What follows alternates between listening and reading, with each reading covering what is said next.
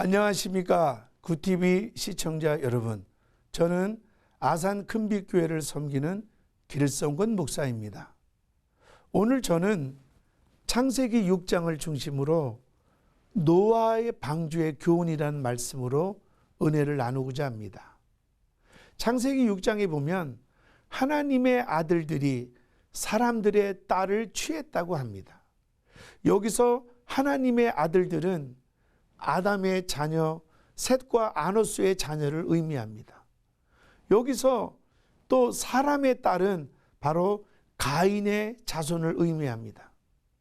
하나님은 뭔가 믿는 자가 믿지 않은 자와 섞이는 것을, 그리고 거룩한 성도와 세상의 모든 세속한 것과 섞이는 것을 원치 않습니다. 복음은 섞일 수가 없습니다. 하나님은 한 분이고 예수도 한 분입니다. 죄악은 뭡니까? 하나님을 믿으면서도 물질이 있고 세상이 있고 정욕이 있고 뭔가 섞이는 것이 죄악인 것입니다.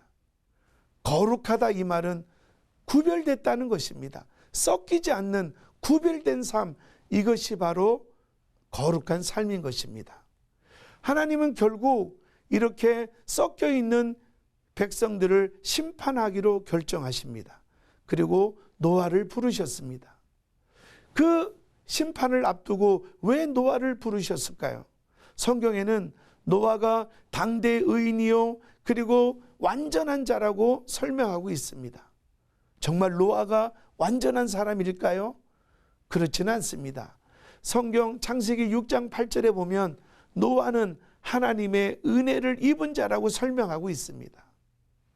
행실이 완벽하고 그의 모든 삶이 완벽해서가 아니라 그에게는 하나님의 은혜가 있었다는 겁니다.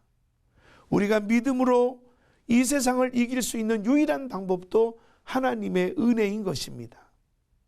하나님은 이 노아를 통해서 방주를 만들라고 하고 방주의 모든 구조를 직접 설계해서 노아에게 일러주십니다. 그리고 그 방주의 설계를 보면 하나님 아버지의 마음을 잘 알 수 있습니다.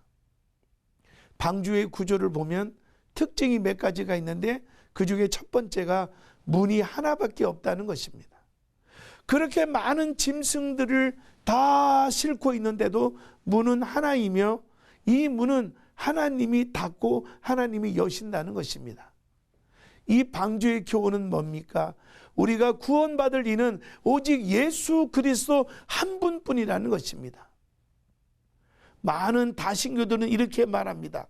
우리가 산에 올라갈 때 A 코스도 있고 B 코스도 있는데 정상에 올라가서 만나면 되지 않느냐? 그렇지 않습니다. 오직 예수님만이 구원이고 오직 예수님만이 우리에게 영원한 생명을 가져다 주는 것입니다. 두 번째로 방주의 비밀은 창이 옆에 있지 않다는 겁니다. 창이 위로만 향하게 만들었습니다. 그 이유는 뭘까요?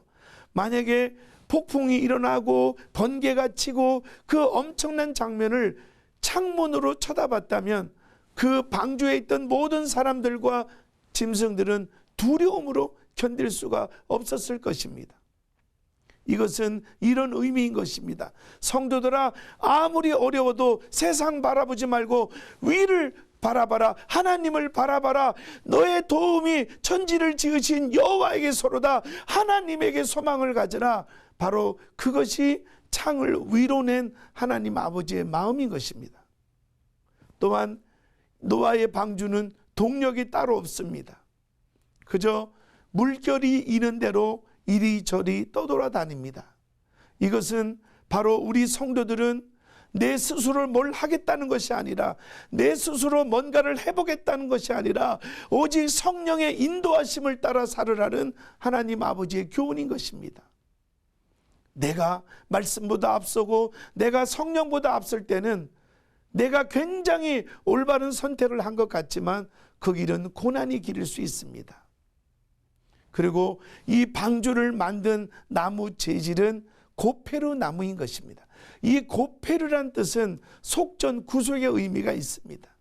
내가 잘나서 똑똑해서 돈이 많아서 구원을 얻은 것이 아니라 오직 십자가에 피 흘리신 예수님의 그 피값으로 우리는 구원을 얻은 것입니다. 어떤 것으로도, 금으로도 은으로도 아니면 내가 어떤 지식으로도 구원은 얻을 수 없습니다. 오직 예수 십자가의 보혈만이 우리를 영생과 구원과 하나님의 자녀가 되는 길로 인도할 줄로 믿습니다. 사랑하는 성도 여러분, 예수만이 길이십니다. 그 예수가 여러분의 영원한 주인이신 줄로 믿습니다.